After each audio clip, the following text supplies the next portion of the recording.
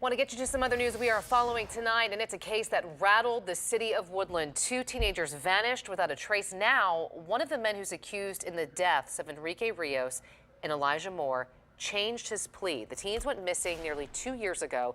Their bodies still have not been found as detectives continue to search for their remains. A court date for those accused in the murder is getting closer. And 16-year-old Enrique Rios disappeared October the 17th, 2016. Less than a month later, on November the 14th, 17-year-old Elijah Moore vanished as well. In February of last year, the FBI put out a $10,000 reward for any tip in finding those two teens. So fast forward to May of 2017, family members and friends started several fundraisers to try and boost the reward money even higher. And after months of silence, one of the four suspects charged in the murder of these teenagers is breaking his silence. Yeah, Froste has now agreed to help prosecutors find the teens' bodies and provide testimony against his co-defendants. That includes his older brother. Fox 40's Doug Johnson joining us now live in Woodland with how the victims' mothers are reacting to this news. Doug. Eric and Nikki, those victims' mothers were in court today because two of the suspects were in court. Their attorneys saying they haven't gotten all the discovery evidence from the prosecution yet. But this latest development in the case, that one of the four has flipped on the other three, well, that's given the victims' mothers hope that they might find their sons' bodies again. However, they are somewhat disappointed that the other three suspects have not confessed yet.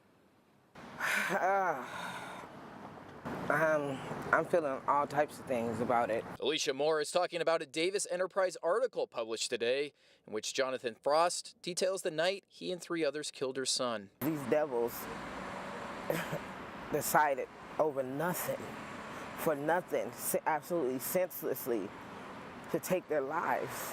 Last week, after pleading no contest to the charges he's facing, Jonathan Froste told the paper 17-year-old Elijah Moore asked to call his mother just before he died, but Jonathan's brother David Froste told him to pray instead.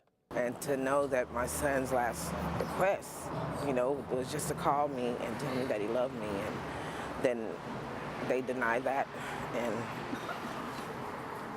and Jonathan Froste says he, his brother Shandell Shannon, and Jesus Campos then beat Elijah Moore to death. David Froste using a tree branch. I don't see David feeling remorse whatsoever. Lola Rios Gutierrez's son, Enrique Rios, was shot by David Froste, according to Jonathan Froste and Woodland police detectives. The teen had refused to help both Froste brothers lure Elijah Moore out of hiding after Moore had robbed David Froste out of $300 worth of marijuana. Along with Moore, Gutierrez was in court today as David Froste and Shandell Shannon appeared with their attorneys for a pretrial hearing. He turns and looks at us in the courtroom with evil eyes, and that's just somebody that would never feel remorse. Both Gutierrez and Moore are glad Jonathan Froste decided to turn on his brother, hoping it will help them find their sons' bodies, which are still missing, and speed up the trial. And finally saying what happened, it's moving everything forward. I just feel like really soon they're going to find both of our babies. And David Froste and Shandell Shannon are expected back in court on September 24th. The judge says he hopes to have a jury selected by October 1st. Reporting live in Woodland tonight, Doug Johnson, Fox 40 News. Doug, thank you. Meantime,